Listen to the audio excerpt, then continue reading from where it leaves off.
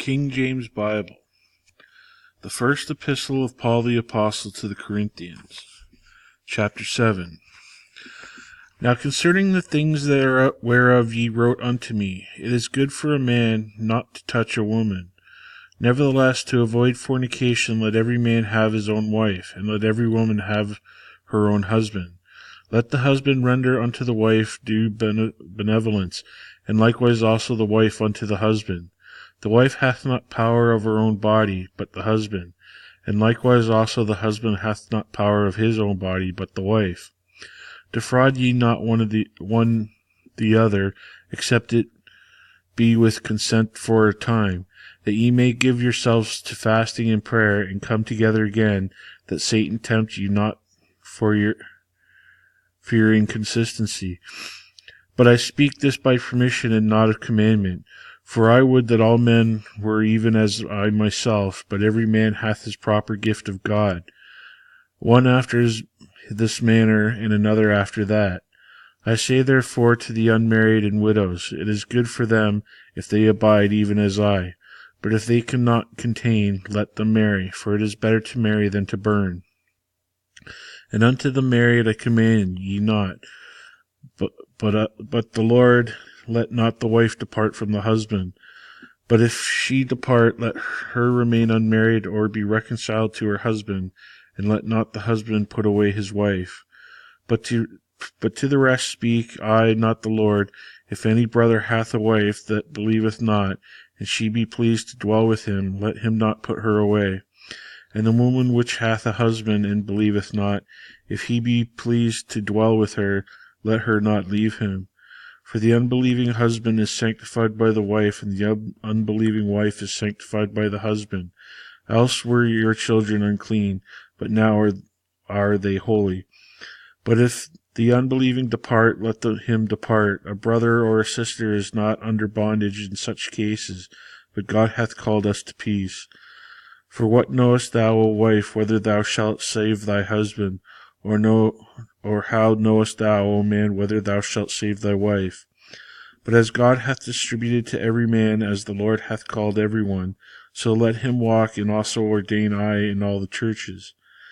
Is any man called being circumcised? Let him not be uncircumcised. Is any called in uncircumcision? Let him not be circumcised. Circumcision is nothing, and uncircumcision is nothing, but the keeping of the commandments of God. Let every man abide in the same calling wherein he was called. Art thou called being a servant? Care not for it, but if thou mayest be made free, use it rather. For he that is called in the Lord, being a servant, is the Lord's free man. Likewise also he that is called, being free, is Christ's servant. Ye are bought with a price, but not ye the servants of men. Brethren, let every man wherein he is called, therein abide with God. Now concerning virgins, I have no commandment of the Lord, yet I give my judgment, as one that hath obtained mercy of the Lord to be faithful. I suppose therefore that this is good for the present distress. I say that it is good for a man so to be. Art thou bound unto a wife? Seek not to be loosed. Art thou loosed from a wife? Seek not a wife. But if thou marry, thou hast not sinned, and if a virgin marry, she hath not sinned. Nevertheless, such shall have trouble in the flesh, but I spare you. But this I say, brethren, the time is short. It remaineth that both they and they have wives be as tough as they had none, as those they had none. Why does he tough? And they that weep are as though they wept not, and they that rejoice as though they rejoice not, and they buy as though they possess not, and they that use the world are not abusing it, for the fashion of this world passeth away. But I would have you without carefulness. He that is unmarried careth for the things that belong to the Lord, now he may please the Lord. But he that is married careth for the things that are of the world, how he may please his wife. There is a difference also between a wife and a virgin. The unmarried woman careth for the things of the Lord, that she may be holy both in body and spirit. But she that is married careth for the things of the world, how she may please her husband. And this I speak for your own profit, not that many cast a snare upon you, but for that which is comely, and that ye may attend upon the Lord without distraction. But if any man think that he behaveth himself uncomely toward his virgin, if she pass the flower of her age, and need so require, let him do what he will, he sinneth not, let them marry. Nevertheless, he that standeth steadfast in his heart, having no necessity, but hath power over his own will, and hath so decreed in his heart that he will keep his virgin, doeth well. So then he that giveth her in marriage doeth well, but he that giveth her not in marriage doeth better. The wife is bound by the law as long as her husband liveth, but if her husband is dead, she is at liberty to be married to whom she will, only in the Lord. But if she is happier, if she so abide after my judgment, and I think also that I have the Spirit of God. Chapter 8. Now as touching things offered unto idols, we know that we all have knowledge. Knowledge puffeth up, but charity edifieth. And if any man think that he knoweth anything, he knoweth nothing, yet he ought to know. But if any man love God, the same is known of him. As concerning therefore the eating of those things that are offered in sacrifice unto idols, we know that an idol is nothing in the world, and there is none other God but one. For though there be that are called gods, whether in heaven or in earth, as there be gods many and lords many, but to us there is but one God, the Father of whom are all things, and we in him, and one Lord Jesus Christ, by whom are all things, and we by him. Howbeit there is not in every man that knowledge, for some with conscience of the idol unto the hour eat it as a thing offered unto an idol, and their conscience being weak is defiled. But meat commandeth us not to God, for neither if we eat are we the better, neither if we eat not are we the worse. But take heed lest by any means this liberty of yours become a stumbling block to them that are weak.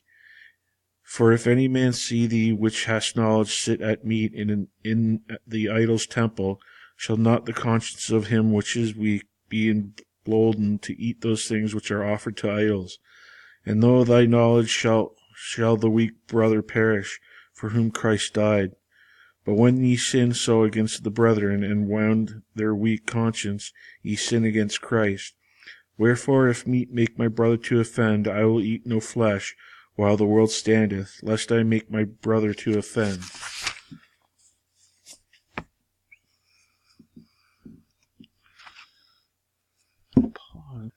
Chapter 9. Am I not an apostle? Am I not free? Have I not seen Jesus Christ our Lord? Are not ye my work in the Lord? If I be not an apostle unto others, yet doubtless I am to you, for the seal of mine apostleship are ye in the Lord. Mine answer to them that examine me is this: Have we not power to eat and to drink? Have we not power to lead about a sister, a wife, as well as other apostles, and as the brethren of the Lord and Cephas? Or I only and Barnabas, have not we power to forbear working? Who goeth a warfare any time at his own charges? Who planteth a vineyard, and eateth not the fruit thereof? Or who feedeth a flock, and eateth not of the milk of the flock? Say I these things as a man, or saith not the law the same also? For it is written in the law of Moses, Thou shalt not muzzle the mouth of the ox that treadeth out the corn. Doth God take care of for oxen? Or saith he it altogether for our sakes? For our own sakes, no doubt, this is written, that he that ploweth should plow in hope, and he that thresheth in hope should be partaker of his hope. If we have sown unto you spiritual things, is it a great thing if we shall reap your carnal things? If others be partakers of this power over you, are not we rather? Nevertheless, we have not used this power, but suffer all things, lest we should hinder the gospel of Christ. Do ye not know that they which minister about holy things live out of the things of the temple, and they which wait at the altar are partakers with the altar? Even so hath the Lord ordained that they which preach the gospel should live of the gospel. But I have used none of these things, neither have I written these things, that it should be so done unto me.